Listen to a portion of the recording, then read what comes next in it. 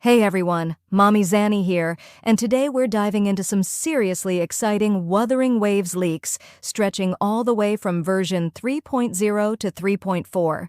If you've been itching for the latest on new characters, reruns, and a few spicy bits of speculation, you've landed in exactly the right place. So let's kick things off with version 3.0 because this one is huge. We're heading into a brand new region called Lynae, and honestly, the timing couldn't be more dramatic. Everything starts on December 25th. Yes, Christmas Day. So while some people are unwrapping gifts, we're unwrapping banners. Phase 1 opens with Lynae, a new 5-star Spectro Neon Graffiti DPS who fights with pistols. She's stylish, explosive, and carries that confident Gyaru energy that just commands the screen. If the rumors about her animations are true, she's going to make one of the loudest entrances we've seen so far. Sharing her stage is Cartethyia, the Arrow Sword main DPS, who has been one of the most anticipated reruns for months. She shifts between her standard mode and her empowered fleur-de-lis form when she activates her liberation, and she's every bit as flashy and powerful as you remember. There's even talk floating around about a new skin releasing around 3.0. Nobody knows for sure if it's dropping exactly in this patch, but just the possibility has people buzzing already. Rounding out Phase 1 is Chiakona, a 5-star arrow support and sub-DPS, who fights with a pistol and brings a seriously valuable debuff to the table, Arrow Erosion. She increases the arrow damage enemies take, which instantly boosts team output if you're running an arrow-centered lineup. On top of enabling others, she can deal damage herself, apply Spectro-Frazzle, and offer crowd control. She sounds like the kind of character who quietly turns your whole rotation into something smoother and stronger. Phase 2 switches things up with Morny, a 5-star fusion healer using a broadblade. Yes, a healer with a broadblade.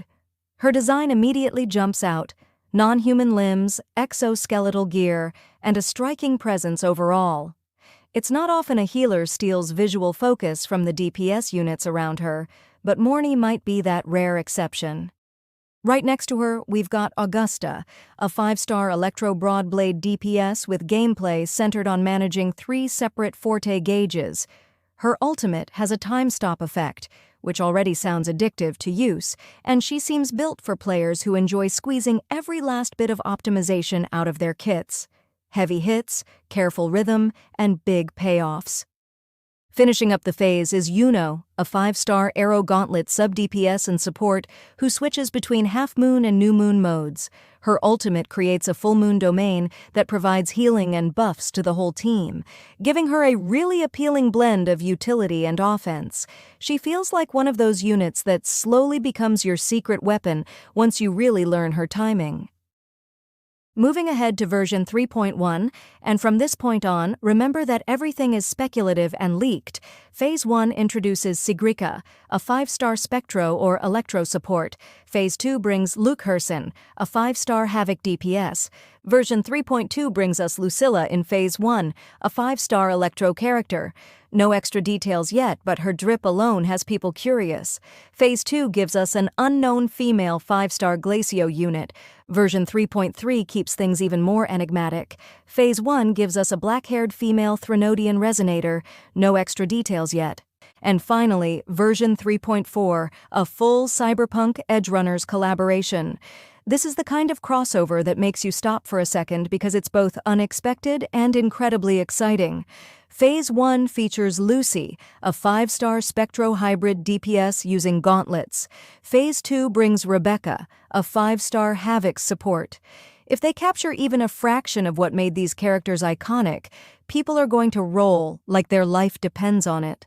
So now that we've laid everything out, who are you pulling for? I'm seriously curious because these patches look stacked with tough choices, and I already feel the future regret creeping in from all the banners I won't be able to grab. Every update pushes Wuthering Waves further forward, but 3.0 feels like a real pivot point. New region, new mechanics, returning favorites, and a ton of energy across the board. Whether you're hunting for your next main DPS or you're more excited about the supports who glue everything together, these versions look packed with potential. If you're feeling the hype like I am, make sure to like, subscribe, and hit that notification bell so you don't miss the next wave of updates. Thanks for hanging out with me today. Stay curious, stay excited, and I'll see you in the next one.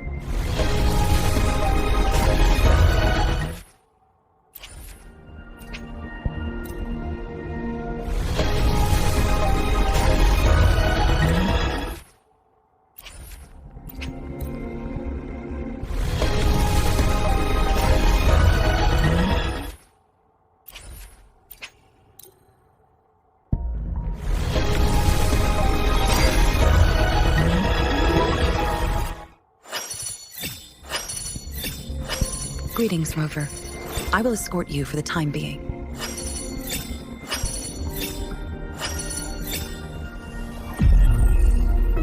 Hey! Woolies! Make some room! I wanna look, see? Oh, Black Shore's member of